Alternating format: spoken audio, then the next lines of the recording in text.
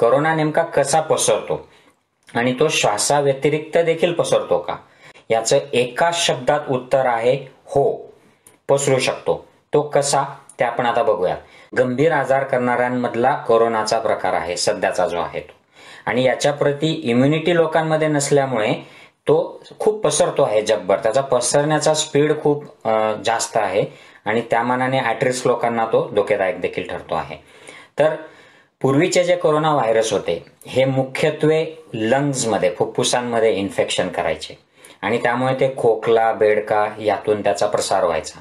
हा corona virus जो आहे, कोविड-19 जो आजार करतो, हा नाकातली जी आतली स्किन आहे, आपली म्युकस मेम्ब्रेन, यात देखील तो मोठ्या स्पीडने त्याचा गुणाकार होतो. त्यामुळे केवळ फक्त खोकल्यानंतरच नाही तर ते नाकातले जे आपल्या आतले सिक्रेशन्स आहेत, घशातले सिक्रेशन्स आहेत, याद्वारे सुद्धा तो इतरांना धोका करू शकतो. म्हणून हा थोडा वेगळा मुद्दा इतर कोरोना व्हायरसच्या दृष्टीने यात आहे. तर लागण झाली एकदा व्यक्तीला की हा व्हायरस कसा इतरांना जातो, तर ते आपल्याला आता काही मुद्दे माहीत आहेतच की हा आपलं जेव्हा खोकलतो, शिंकतो, मोठ्याने बोलतो, जांभई देतो, याद्वारे जे तुषार उडतात त्याला इंग्रजीमध्ये ड्रॉपलेट्स म्हणतात. आणि ड्रॉपलेट्स शिवायही अजून लहान प्रकारचे जे बारीक बारीक थेंब असतात की जे आपल्याला डोळ्याला दिसत नाहीत, त्याला एरोसोल म्हणतात किंवा न्यूक्लियस असं म्हणतात. तर हे दोन हवेत फेकले जातात. आणि आपल्याला आता जे माहीत आहे की ड्रॉपलेट्स हे साधारणतः यांची हे देखील बारीकच असतात, 10 मायक्रॉनच्या वर साईज असते. तुम्ही जर सायन्स शिकला असाल किंवा 10वी-12वी जरी शिकला असाल तरी 10 मायक्रोमीटरच्या वर जे साईज जे असते पार्टिकलची, थेंबांची, त्यांना ड्रॉपलेट्स म्हणतात. तर या ड्रॉपलेट्समध्ये हा व्हायरस असतो. याशिवाय जे लहान साईजचे पार्टिकल असतात त्यांना एरोसोल, ते असे धुक्यासारखे, धूरसारखे असतात, ते डोळ्याला फारसे दिसत नाहीत, त्यामध्ये देखील व्हायरस असतो. तर हे कसे पसरतात? ड्रॉपलेट साधारणतः खोकला शिंकणाऱ्याच्या आजूबाजूला 2 मीटर अंतरापर्यंत पसरतात आणि मग ते हळूहळू जमिनीवर सेटल होतात. तुम्ही कुठे खोकलात, कुठे शिंकलात, यानुसार ते किती पसरतील आणि किती वेळ हवेत राहतील हे डिपेंड करतं. तुम्ही जर एखाद्या बंद खोलीमध्ये शिंकलात, खोकलात, तर ते जास्त वेळ खोलीमध्ये राहतात. जमिनीवर पडण्याच्या आधी किंवा कुठल्या वस्तूंवर, सरफेसवर पडण्याच्या आधी ते हवेत राहतात आणि जास्त वेळ राहतात, अगदी 10-15 मिनिट देखील राहू शकतात. पण तुम्ही जर मोकळ्या हवेत शिंकलात, खोकलात, तर ते लवकर सेटल होतात. 1-1.5 मिनिटामध्ये ते जमिनीवर सेटल होतात किंवा आजूबाजूच्या पृष्ठभागावर ते जाऊन सेटल होतात.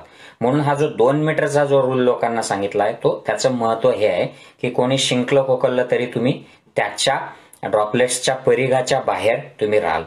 मात्र एरोसोल जे आहेत, बारीक त्याहून जे पार्टिकल आहेत, ह्याला हा 2 मीटरचा 6 फुटाचा नियम लागू होत नाही.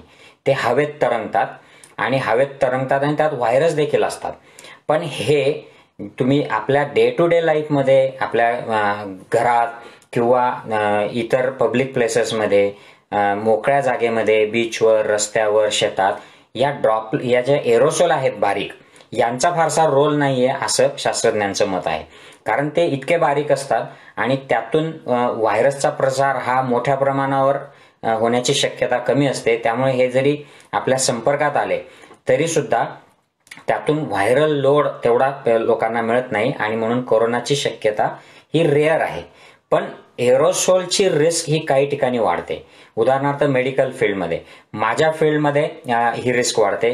आम्ही जेव्हा पेशंटला वेगवेगळ्या प्रकारच्या प्रक्रिया करतो, उदाहरणार्थ एखाद्याचा हार्ट स्टॉप झाल्यावर त्याची छाती दाबणे किंवा मास्क लावून त्यांना मास्कद्वारे आणि बॅगद्वारे, तुम्ही बघितलं असेल, असा आम्ही त्यांना श्वास देतो, त्याला मास्क व्हेंटिलेशन म्हणतात. अनेकदा आम्ही कशात ट्यूब टाकतो, त्याला एंडोट्रकियल ट्यूब म्हणतात. व्हेंटिलेटरवर लावण्यासाठी ही ट्यूब वापरली जाते. काही ENT डॉक्टरांच्या प्रोसिजर्स असतात.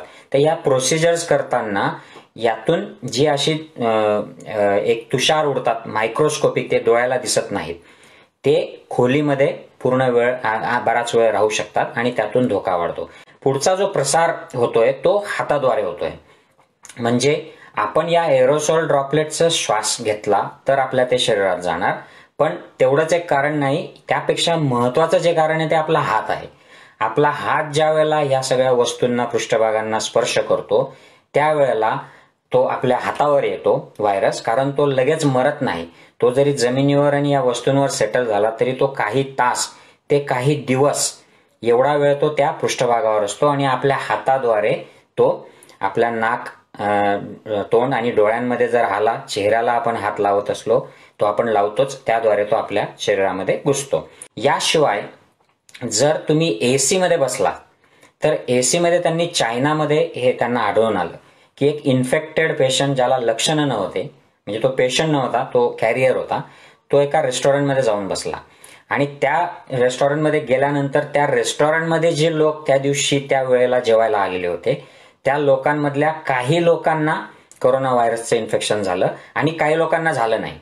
मग त्यांनी त्याचा पूर्ण डिटेल स्टडी केला आणि त्यांच्या असं लक्षात आलं की जे लोक त्या व्यक्तीच्या एसीच्या फ्लोमध्ये बसलेले होते, म्हणजे एसीची हवा ज्या दिशेने वाहत होती त्या फ्लोच्या त्या पट्ट्यामध्ये लोकांना कोरोना व्हायरसचं इन्फेक्शन त्यांनी दिलं आणि जे लोक एसीच्या त्या प्रवाहाच्या बाहेर बसलेले होते, दुसरीकडे बसलेले होते, त्यांना मात्र हा कोरोना व्हायरसची लागण झाली नाही.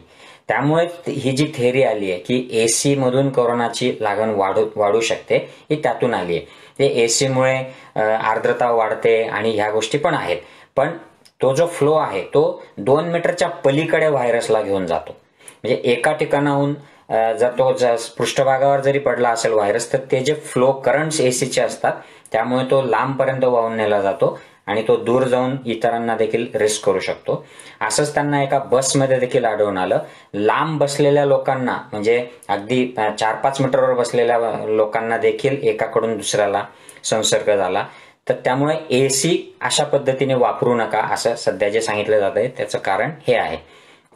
तर हे झाले त्याचे पसरण्याचे जे आपल्याला ज्ञात आहेत, माहीत आहेत ते मार्ग. मग स्पर्शातून व्हायरस कसा पसरतो, आता ही रोजची प्रॅक्टिकल समस्या झाली आहे. मी माझ्या नातेवाईक मित्रांशी बोलतो आणि ते मला प्रश्न विचारतात की भाजीपाला बाहेर ना आला की तो किती वेळाने खायचा, आणि अनेक लोक मग त्या पिशव्या ज्या आहेत त्या घरात एका कोपऱ्यात पडू देतात आणि त्याला खात नाहीत. अशाच पद्धतीचं काही पोस्टाने आलं, काही पार्सल आलं तर ते पडू देतात आणि मग ते अशा पद्धतीचं कन्फ्युजन लोकांमध्ये आहे. त्याच्यावर सोपं तुम्हाला मी एक सोल्युशन सांगतो. सर्वप्रथम की एखादी वस्तू आपण बाहेरून आणली तिच्या मार्फत आपल्याला कोरोना होऊ शकतो का संसर्ग, तर होऊ शकतो. पण त्यासाठी काय करायचं, त्यासाठी त्या वस्तूचा बहिष्कार करणं हे तर प्रॅक्टिकल सोल्युशन नाही. ती वस्तू जर एखाद्या पॅकेटमध्ये आलेली असेल तर तुम्ही ते पॅकेट फोडा आणि ती वस्तू टच न करता बाहेर काढा आणि ते पॅकेट तुम्ही डिस्पोज करा आणि मग हात स्वच्छ, चेहऱ्याला हात न लावता 20 सेकंद हात स्वच्छ धुवून घ्या आणि मग ती वस्तू वापरा. जर भाजीपाला असेल, फळं असतील तर ती सुद्धा तुम्ही एखाद्या पिशवीत आणली असाल, त्या पिशवीतून एका घरच्या भांड्यात टाका. ते भांडं सरळ तुमच्या नळाजवळ मोरी असेल, जे काय असेल, सिंक असेल तिथे न्या. ते स्वच्छ धुवून घ्या. तुम्हाला खूप भीती वाटत असेल तर साबण लावून धुवून घ्या. अगदी काही एक्सपर्ट जे आहेत त्यांनी सांगितलंय की भाज्या, फळं सुद्धा तुम्ही साबणाच्या पाण्यामध्ये क्विकली धुवायच्या आणि मग स्वच्छ पाण्यामध्ये विसळून घ्यायच्या. हे फ्रीजमध्ये ठेवायच्या आधी केलं पाहिजे, कारण फ्रीजमध्ये लो टेम्परेचरला व्हायरस हा जास्त वेळ जिवंत राहतो. म्हणजे तो बाहेर जर 3 दिवस राहत असेल तुमच्या टीव्हीच्या रिमोटवर तर तो फ्रीजमध्ये कदाचित वर्षभर राहील फ्रीझरमध्ये. त्यामुळे ते स्टोअर करण्याच्या आधी सुद्धा ते स्वच्छ आहे अशी खात्री पटून तुम्ही ते स्टोअर करा. आणि एखादं प्रीपॅक्ड असेल ऑलरेडी तर ते उघडून, म्हणजे सील जे असेल तर ते उघडायची गरज नाही. तुम्ही त्याला फक्त बाहेरचं जे पॅकेट आहे ते स्वच्छ करून घ्या सॅनिटायझरने किंवा साबणाने, कसंही, आणि मग ते तुम्ही एकतर फ्रीजमध्ये स्टोअर करू शकता किंवा तुम्ही ते वापरू शकता. तर हा साधा मार्ग आहे, याच्यात कन्फ्युजन नको. फळातून किंवा भाजीतून किंवा कुठल्याही अन्नातून कोरोना व्हायरस ट्रान्समिट होत नाही. त्यामुळे तुम्ही त्याला एकदा स्वच्छ धुतलं, पुसलं की ते तुम्ही खाऊ शकता. उकळून खाल्लेलं जास्त चांगलं, शिजवून खाल्लेलं हा त्यातला एकदम सोपा मार्ग आहे. कुठलंही यात कन्फ्युजन ठेवू नका. जगात आजपर्यंत एकही केस अशी नाही झाली आहे की त्यात कोरोना व्हायरस किंवा कोरोनाचा पूर्वीचे व्हायरस हे अन्नपदार्थांमधून लोकांना इन्फेक्ट केलं असं झालेलं नाही.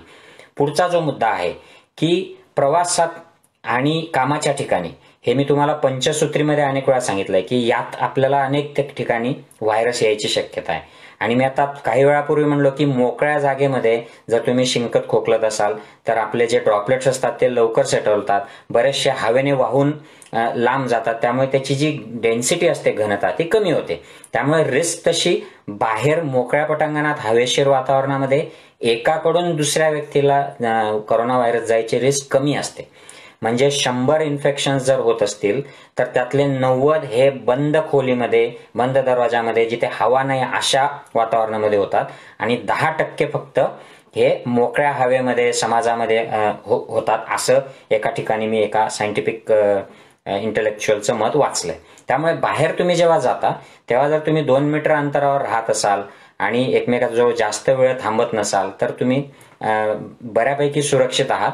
घरात उलट कामाच्या ठिकाणी, प्रवास करताना, रिक्षामध्ये, टॅक्सीमध्ये, आता ट्रेन सुरू होतील, या बसमध्ये, इथे काळजी घ्यावी लागेल, कारण इथे बऱ्यापैकी बंद चेंबर सारखी एक अरेंजमेंट असेल आणि बरेच लोक खोकलतील, बोलतील, त्यांच्या ड्रॉपलेट्समधून हा इन्फेक्शन पसरेल. आपण बऱ्याच ठिकाणी हात लावू, ट्रेनमध्ये, बसमध्ये असाल तेव्हा त्याची जी दांडी असते बार, तिला हात लावू, सपोर्टसाठी सीट्सला हात लावू, तर याद्वारे तो आपल्या चेहऱ्याला येणार आणि आपल्याला इन्फेक्ट करणार. तर इथे आपल्याला काळजी घ्यावी लागेल, ड्रॉपलेट्सची सुद्धा आणि आपल्या हाताची सुद्धा, जे 2 मार्ग आहेत. तर ड्रॉपलेट्ससाठी तुम्ही ॲट रिस्क असाल आणि खरं तर गर्दीच्या ठिकाणी जात असाल तर आजकाल मास्क लावून जा. त्याने तुम्ही तुमचे ड्रॉपलेट्स इतरांना देणार नाहीत आणि इतरांचे ड्रॉपलेट्स तुम्ही घेणार नाहीत. आणि हात कुठेही स्पर्श करू नका. केलाच तर सॅनिटायझर ठेवा, त्याच्याने हात क्लीन करा, किंवा तुम्हाला जेव्हा अर्लिएस्ट पॉसिबल शक्य होईल तेव्हा हात धुवून घ्या. आणि अशा पद्धतीने आपल्याला प्रवास आणि कामाच्या ठिकाणी वर्तन करावं लागेल. हे घरी पाळायचं का? तर हो, घरी सुद्धा स्वच्छता पाळा. कारण घरी जर तुमच्या एखादी व्यक्ती बाहेर जाणारी असेल, कामानिमित्त, बाजारात, व्यवसायानिमित्त, कुठल्याही निमित्त, आणि त्यांनी जर लक्षण नसलेला एक व्हायरस अंगावर ते कॅरी करत असले, असिम्प्टमॅटिक कॅरियर ते असले, तर ते तुम्हाला देतील तो व्हायरस. त्यामुळे तुम्ही घरी पण ही काळजी घ्या, बोलताना, खोकताना, स्वच्छता वगैरे ही काळजी सगळी घ्या. आणि घरी ॲट्रिस कोणी असेल तर त्यांना मात्र तुम्ही त्यांच्या बेडरूममध्ये, त्यांच्या खोलीत लपवून ठेवा. तुम्हाला काही लक्षणं वगैरे असले तर मात्र आणखी खूप जास्त काळजी घ्या. तुम्हाला थोडक्यात व्हायरसचा प्रवास शरीरात कसा होतो ते सांगतो. व्हायरस आपल्या आतल्या स्किनमध्ये, तोंडात, डोळ्यात किंवा नाकात जातो आणि तिथून तो पेशीमध्ये एंट्री करतो, सेलमध्ये, आणि तिथे तो त्याचा गुणाकार सुरू होतो. आणि गुणाकार झाल्यानंतर तो एक साधारणतः दुसऱ्या दिवशी इतर पेशींना तो इन्फेक्ट करायला सुरुवात करतो आणि मग तो शरीरभर पसरतो. मग आपल्या बहुतांश लोकांना आपली इम्युनिटी त्याला कंट्रोलमध्ये ठेवते आणि त्याचं काहीच होत नाही. म्हणजे 90% लोकांना तो कोरोनाचा कुठलं लक्षण पण येत नाही, काहीच होत नाही. आणि ज्या लोकांना सिम्पटम्स येतात, लक्षणं येतात, त्या लोकांमध्ये हा व्हायरस शरीरामध्ये पसरलेला असतो, रक्तात गेलेला असतो, वेगवेगळ्या अवयवांमध्ये गेलेला असतो. आणि हा आपल्या शरीराच्या ज्या ज्या होल्स जे आहेत, मलद्वार ज्यांना म्हणतात, तिथून जे जे पदार्थ बाहेर पडतात, अश्रू पडतात, आपल्या नाकातून शेंबूड पडतो, खोकला पडतो, लाळ पडते, विष्ठा, युरिन, वीर्य, या सगळ्या मलद्वारांद्वारे हा व्हायरस बाहेर पडण्याची शक्यता आहे. ते आपण एक एक घेऊयात म्हणजे तुमच्या लक्षात येईल. आणि हे किती दिवस चालणार? तर तुमचा कॉन्टॅक्ट झाल्यानंतर जर व्हायरस तुमच्या शरीरात आला तर 2 ते 14 दिवस, एवढ्या दिवसामध्ये त्याची सगळी प्रक्रिया होणार आणि पेशंट त्यातून बाहेर येणार.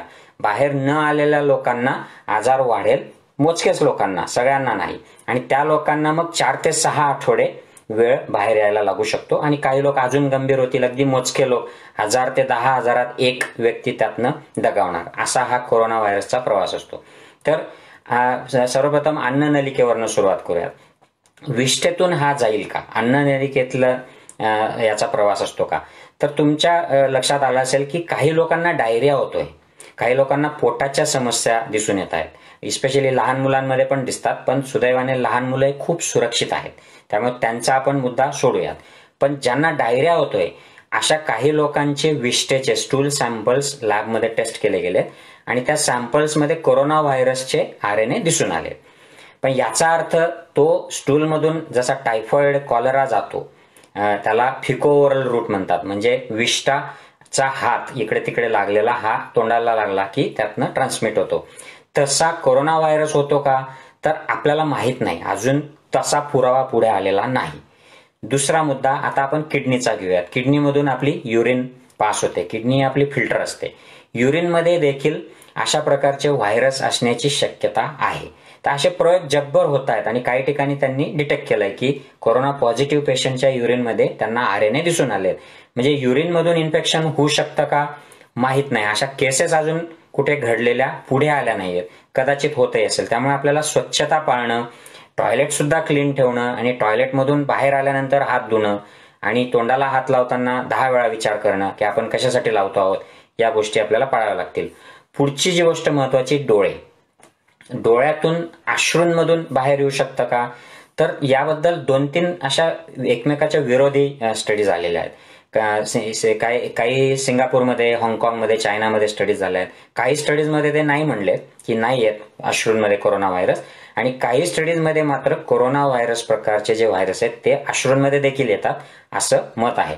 मग त्यातून ट्रान्समिट होऊ शकतो का, आपण दुसऱ्याच्या अश्रू पुसले, त्याच्या जवळ गेलो आणि ते आपल्या चेहऱ्याला हात लागला किंवा त्यांनी अश्रू पुसले रुमालाने, हाताने, त्यांनी दुसरीकडे हात लावला आणि आपण थोड्या वेळाने जाऊन तिथे हात लावला, होऊ शकतं का? होऊ शकतं, माहीत नाही. तसं आपल्याला आता डेफिनेटली सांगता येणार नाही. नाकातलं नाक गळतंय, त्यातून येणार का कोरोना व्हायरस? येस, कारण तिथे त्याचा गुणाकारच सुरू आहे, त्याचा एंट्री पॉइंटच आहे तो. कशातनं? लाळेतनं येणार, लाळेमध्ये तो दिसतो कारण तो पण एंट्री पॉइंट आहे आणि त्याचा गुणाकार तिथे जोरात होतो. खोकला बेडक्यातून, लंग्समधून जे बाहेर पडतं त्यातून तो होतो, डेफिनेटली होतो, नो डाऊट. पोटात जे पाणी असतं त्याला असायटिक फ्लुइड किंवा पेरिटोनियल फ्लुइड म्हणतात. काही इमर्जन्सी सर्जरीज करणाऱ्या लोकांनी त्या पोटातल्या पाण्याचे सॅम्पल्स चेक केले आणि त्यांना त्यात पण कोरोना व्हायरस आढळून आला, ज्या लोकांमध्ये कोरोना पॉझिटिव्ह आहे त्यामध्ये. त्यामुळे मग पोटाचे ऑपरेशन जसे करतात लोक आणि त्यात पोट उघडलं जातं त्यावेळेला आम्ही संपूर्ण PPE किट ऑपरेशन थिएटरमध्ये वापरतो, सर्जन्स पण आणि इतर जे लोक त्यांच्यासोबत असतात ते सुद्धा. तर हा डॉक्टर आणि हॉस्पिटलच्या लोकांसाठी महत्वाचा मुद्दा. पुढचा जो आहे मुद्दा तो म्हणजे प्रजननाचे जे अवयव आहेत आपले, त्यात मेल आणि फिमेल, पुरुषांमधून प्रजननाच्या अवयवातून म्हणजे आपल्या वीर्यातून, सिमेनमधून कोरोना व्हायरस पास होतो का, तर त्याच्यामध्ये असतो. एक स्टडी त्यांनी केला आहे चायनामध्ये आणि त्यांनी सिमेनमध्ये, वीर्यामध्ये कोरोना व्हायरस उतरलेला त्यांना आढळून आला. आता यातून जर शारीरिक संबंध केले तर सिमेनमधून तो पास होईल का, तर आजपर्यंत अजून जगातनं असे कुठले रिपोर्ट्स आले नाहीयेत की वीर्याच्या मार्फत एका पुरुषाकडून महिलेला तो व्हायरस गेला, असे रिपोर्ट्स आले नाहीत. याचा अर्थ तो जात नाही असं नाही. आता दुसरी बाजू बघूयात. स्त्रियांमध्ये अशा प्रकारचा जो योनी मार्ग आहे त्याची त्यांनी तपासणी केली. कोरोना पॉझिटिव्ह असलेल्या स्त्रियांचे वजायनल स्वाब्स त्यांनी घेतले, पण त्यांना कुठल्याही त्या स्त्रियांमध्ये, मला वाटतं त्यांनी 10 की 20 स्त्रिया ज्या पॉझिटिव्ह होत्या त्यांचे टेस्टिंग केलं आणि त्यांना मात्र वजायनल स्वाब्समध्ये कोरोनाचे RNA आढळून आले नाहीत, कोरोना व्हायरस त्यात नव्हता. पण या स्टडीमध्ये आढळून आलं नाही म्हणजे तो नसतोच असा सांगता येणार नाही. अजून त्याला अजून स्टडीज पुढे याव्या लागतील. तर थोडक्यात काय, तर शारीरिक संबंध करताना, सेक्शुअल रिलेशनशिपमध्ये कोरोना व्हायरस एका व्यक्तीकडून दुसऱ्या व्यक्तीकडे जाऊ शकतो का, याची चर्चा मी शेवटी करतो. बघत राहा. जखमा ज्या व्यक्तीला होतात, तो कोरोना पॉझिटिव्ह असो किंवा त्याला लक्षणं असोत, जर एखाद्याला जखम असेल तर त्या जखमेमधून जाईल का कोरोना व्हायरस, तर याचे अजून काही पुरावे नाही. परंतु लॉजिकली जर आपण विचार केला तर कुठल्याही जर शरीरातनं काही द्रव बाहेर पडत असेल तर त्यातनं रिस्क न घेतलेली बरी. तुम्ही जर तशा जखमांची केअर करत असाल, ड्रेसिंग करत असाल घरात किंवा हॉस्पिटलमध्ये, तर ग्लोव्ज घालणे आणि त्यावेळेला मास्क ठेवणे हे सुरक्षेचं राहील.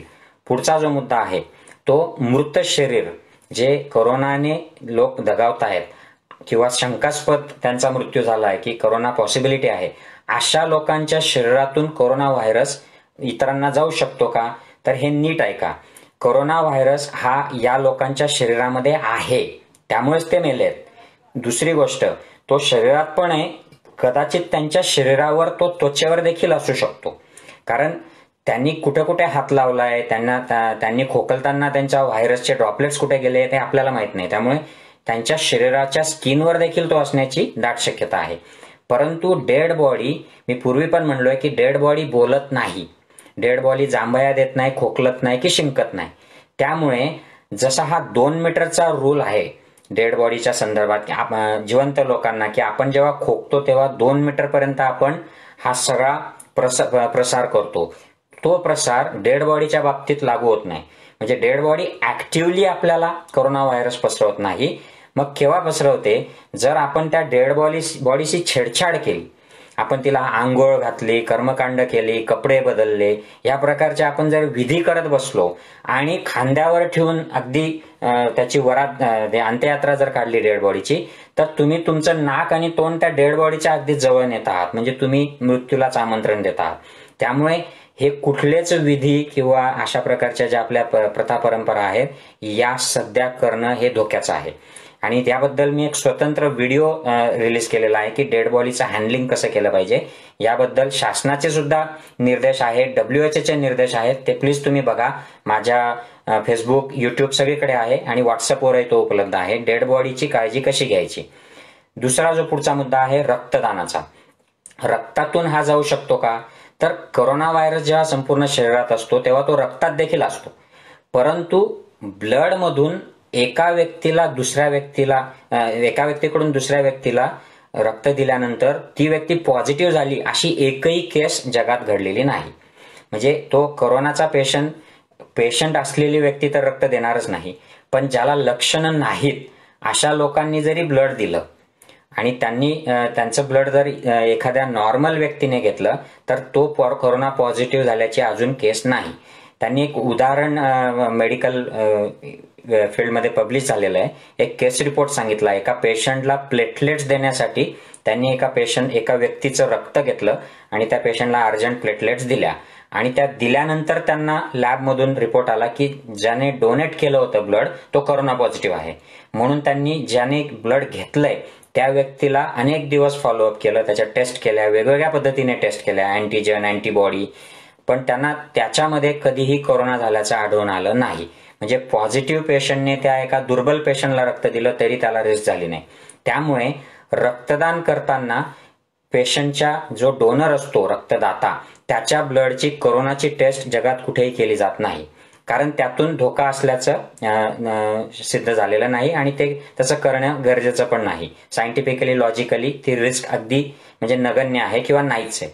त्यामुळे जर रक्तदान करायचं असेल तर तुम्ही ऐकलं असेल की जे प्लाझ्मा थेरपीची जी चर्चा चालली होती त्यावेळेला जे लोक कोरोनातून बाहेर आलेत ते 28 दिवसानंतर आपलं रक्त देऊ शकतात आणि ते कोरोनाबाधित लोकांना दिल्यानंतर त्यांच्यात सुधारणा होते, असे काही रिझल्ट्स आले. तर ते ब्लड डोनेशनच आहे. त्यामुळे रक्तदान करणं या दिवसामध्ये अत्यंत सुरक्षित आहे. रक्तपेढी जी असेल ती तुमची सगळे त्या खबरदाऱ्या घेईल की जेणेकरून त्यांच्याकडून तुम्हाला आणि तुमच्याकडून त्यांना हा श्वासातून कोरोना येणार नाही, मात्र रक्तातून कोरोना जाणार नाही. हे आत्ताचं सत्य आहे. मी तुम्हाला म्हणलो होतो की मी शारीरिक संबंध, सेक्शुअल रिलेशनशिप बद्दल काही मुद्दे सांगेन. तर आता हा बऱ्याच लोकांचा हा एक इंटरेस्टचा टॉपिक आहे ऑब्व्हियसली. आणि दुसरं म्हणजे हा चिंतेचा देखील टॉपिक आहे. लोकांना चिंता पडली आहे की हे करायचं की नाही. म्हणजे बऱ्याचशा लोकांचं लग्न झालंय, ते नवीन जोडपे झालेत आणि बऱ्याचशा लोकांचे लग्न व्हायचे आहेत पण they are in to relation आणि त्यांना प्रश्न पडतो की नेमकं करायचं काय. तर हा महत्वाचा मुद्दा आहे. आता मी तुम्हाला आधीच सांगितलं की वीर्यातून किंवा अशा प्रकारच्या रिलेशनमधून कोरोना व्हायरस गेल्याचं उदाहरणं नाहीत, परंतु तरी सुद्धा शारीरिक संबंध ठेवणं हे अत्यंत धोक्याचं आहे. एक व्यक्ती जर कोरोना पॉझिटिव्ह असेल त्या दोघांमधली तर तिच्यापासून त्या दुसऱ्या व्यक्तीला कोरोना व्हायरस ट्रान्सफर होण्याची खूप दाट शक्यता आहे शारीरिक संबंधातून. ती कशी? कारण शारीरिक संबंध म्हणजे फक्त मेल आणि फिमेल यांचं वीर्य आणि एवढाच संबंध नसतो. याच्यामध्ये skin to skin close contact येतो. तुम्ही त्या व्यक्तीच्या खूप जवळ संपर्कात येतात आणि ज्याला मी स्पर्श आणि ड्रॉपलेट हा जो स्प्रेड म्हटला आहे तो खूप संबंध येतो. त्यामुळे जर एक व्यक्ती पॉझिटिव्ह असेल तर दुसऱ्या व्यक्तीला तो हमखास जाणार या काळामध्ये. आता याच्यावर मग पर्याय काय? तर मग शारीरिक संबंध ठेवायचेच नाही का? ठेवायचे तर कसे ठेवायचे, कोणाशी ठेवायचे? तर मित्रांनो, यात काही मुद्दे आहेत. जर दोघं, तुम्ही आणि तुमचे पार्टनर, तुम्ही घरातच राहत असाल, तुम्हाला दोघांना काही लक्षणं नाही आहेत, तुम्ही कुठे संपर्क करत नाही, तर तुमच्या दोघांमध्ये रिलेशनशिप असणं काही हरकत नाही. पण तुमच्यापैकी एकाला किंवा दोघांना कोणालाही लक्षणं असतील, शंकास्पद लक्षणं किंवा कोरोना पॉझिटिव्ह असेल, तर ऑब्व्हियसली तुम्ही दुसऱ्याला तो देणार अशा संबंधांमधून. त्यामुळे ते टाळायला लागेल. तिसरी अशी गोष्ट की जर तुमच्यातला एक व्यक्ती बाहेर त्याचं सारखं येणं जाणं असेल आणि त्यातल्या त्यात जर तुमच्या घरी कोणी हाय रिस्क वगैरे व्यक्ती असेल, तर तुम्ही हे रिलेशन टाळले पाहिजेत. कारण तुम्ही येऊन एकाला, तुमच्या पार्टनरला ते इन्फेक्शन द्याल, मग ते पार्टनर अजून मुलांना ट्रान्सफर करणार आणि मुलांमधून मग त्या हाय रिस्क जे घरात तुमचे व्यक्ती आहेत, आई वडील, या लोकांना जाणार. तर ही दक्षता तुम्हाला घ्यावी लागेल. तुमच्या आणि तुम्ही कोणाशी रिलेशन करता आहात.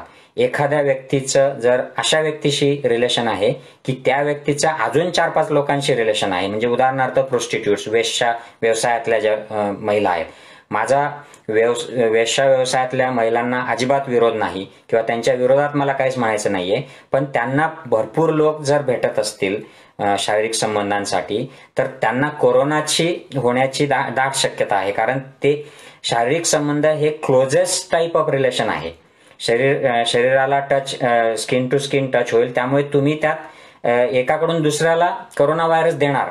आणि जर अशा व्यक्तीशी तुम्ही संबंध ठेवत असाल या काळात, तर ते तुम्हाला प्रोस्टिट्यूट्सकडनं मिळणार. प्रोस्टिट्यूट नसले किंवा इतरही तुमचे पार्टनर असले की ज्यांचे अनेक लोकांचे संबंध आहेत, तुमच्यापेक्षा अजून कोणाशी तरी संबंध आहे, तर तुमची रिस्क वाढते. आणि अजून त्यात शेवटचा मुद्दा, जर तुम्ही ॲट रिस्क आहात, तुमचं वय 60च्या वर आहे किंवा यंग असलात तरी तुम्ही diabetes, blood pressure, chest conditions, तुम्ही खूप स्मोकिंग करता, तुम्ही ड्रिंक्स घेता, अस्थमा आहे, प्रतिकारशक्ती यांना त्या कारणाने कमी आहे, तर अशा वेळेला देखील तुम्ही शारीरिक संबंध करताना खूप काळजी घ्यावी लागेल. घरातल्या घरात ठीक आहे, एका खोलीत तुम्ही आहात आणि तुम्हाला इतर लक्षण नाही आहेत, तर ठीक आहे एका घरात. परंतु तुम्ही जर बाहेर जाऊन असे संबंध ठेवणार असाल, तर तुम्ही मृत्यूला आमंत्रण देत आहात. तर हा झाला सेक्शुअल रिलेशनशिप बद्दलचा प्रपंच. तर मग आता याच्या संदर्भात करायचं काय, हा झाला प्रसाराचे वेगवेगळे मार्ग. मी तुम्हाला सांगितलं की हा श्वासातून पसरतो, कॉन्टॅक्टमधून पसरतो आणि इतर कुठल्या कुठल्या मार्गांमधून पसरू शकतो. तर हा डायरियामधून पण आहे, युरिनमधून आहे, विष्ठेतून आहे. तर त्यामुळेच आपल्याला ही सगळी स्वच्छता करणं गरजेचं आहे. तर मी काही टिप्स याच्यावर पुन्हा उजळणी करतो आणि मग आपण थांबूयात. तर हा व्हायरस कोणाच्या शरीरात आज आहे हे कोणालाच माहीत नाही. हा कदाचित माझ्या शरीरात पण असेल, कारण मी इतक्या बाहेर जातोय, कोरोना व्हायरसचे पेशंट ट्रीट करतोय. तुम्ही समाजात जाता आहात, तुम्ही कामाच्या ठिकाणी जाता आहात, तुम्ही बाजारात जाता आहात. त्यामुळे तो व्हायरस तुम्हाला पण असू शकतो. तर तुम्ही त्याचा प्रसाद सगळीकडे वाटू नका. म्हणजे तुम्ही लोकांपासून अंतर ठेवा. तुम्ही लोकांच्या 2 मीटरच्या जवळ जाऊ नका. गरज नसताना इकडे तिकडे गर्दीच्या ठिकाणी जाऊ नका. आणि जावंच लागलं तर तुम्ही मास्क लावा. आणि तुम्हाला खोकला शिंका आल्या तर तुम्ही प्लीज तोंडावर रुमाल ठेवा किंवा मास्कमध्येच करा. काहीच नसेल तर कोपरात एल्बोमध्ये तुम्ही करा. हातावर असं करू नका, कारण तो हात लगेच आपला कुठेतरी लागेल. तुम्ही आणि कपड्याला पुसायची आपल्याला सवय असते. आणि हात रुमाल जरी टाकला आपण तिथे लावला तरी रुमाल आपण लगेच तो खिशात घालतो, हात पुसतच नाही. त्यामुळे तो हातात आला की व्हायरस, आणि तोच रुमाल परत तुम्ही अजून काढून चेहऱ्याला पुसणार. अशा पद्धतीने त्याचा प्रसार होणार. त्यामुळे रुमालात जरी तुम्ही शिंकला खोकलात तरी त्याचं नियोजन करावं लागेल. खरं तर टिश्यू बेस्ट आहेत, टिश्यूत करायचं, टिश्यू डस्टबिनमध्ये व्यवस्थित टाकायचे आणि हात धुवायचे. प्रत्येक वेळेला शिंकला खोकलात की हात धुणं किंवा सॅनिटायझर लावणं गरजेचं आहे. तर हे आपण कोरोना सगळीकडे वाटू नका. आणि तुम्हाला जर कोरोनाची लक्षणं असतील, ताप, खोकला, सर्दी, श्वास लागणे, तर प्लीज बाहेर जाऊ नका. घरात सुद्धा इतरांपासून वेगळे राहा. आणि काही शंका असेल तर आरोग्य सेवेला कॉन्टॅक्ट करा. दुसरं, हा प्रसाद कोरोनाचा कुठं कुठं मिळतो याचं एक भान आपल्याला ठेवावं लागेल. गर्दीची ठिकाणं, बस, कामाचं ठिकाण, आपले जे वाहतुकीचं ठिकाण आहे, मंदिर, मस्जिद, नमाज, आता ही धार्मिक स्थळं खुली होत आहेत, या ठिकाणी नक्की एखादा कोरोनाचा व्यक्ती असेल तर तो इतरांना प्रसाद देणार. म्हणजे तिथे आपल्याला देवाचा प्रसाद मिळण्याच्या ऐवजी हा प्रसाद मिळेल. त्यामुळे घरूनच करा, काही गरज नाहीये सध्या. मी परवा केव्हा तरी म्हणलो की देवाची जी आपली भक्ती आहे हे ऑनलाईन सध्या करा. आपल्या मनापासून देवाच्या मनाला असं ऑनलाईन सध्या सुरू ठेवा. कुठं जाऊ नका श्रद्धा आणि भक्तीसाठी. आणि समजा जावंच लागलं तुम्हाला बाहेर, तर सगळे नियम पाळा, सोशल डिस्टन्स, मास्क आणि हँड हायजीनचे. आणि हा व्हायरस बेसिकली समजा आलाच, आपल्या हातावर आला किंवा कुठे सरफेसवर आला, तर काय, तर स्वच्छता, हात धुणे, सॅनिटायझर ज्याच्यामध्ये 60% अल्कोहोल आहे किंवा साधा साबण 20 सेकंदासाठी हात धुणे, या सगळ्या गोष्टी आपल्याला त्यातून वाचवतील. तर आय होप तुम्हाला हा व्हायरस कसा कसा पसरू शकतो आणि त्यासाठी आपण काय काय केलं पाहिजे हे यातून कळलं असेल आणि कुठली दक्षता घ्यायची हे देखील कळलं असेल. Okay, take care, good night, bye bye.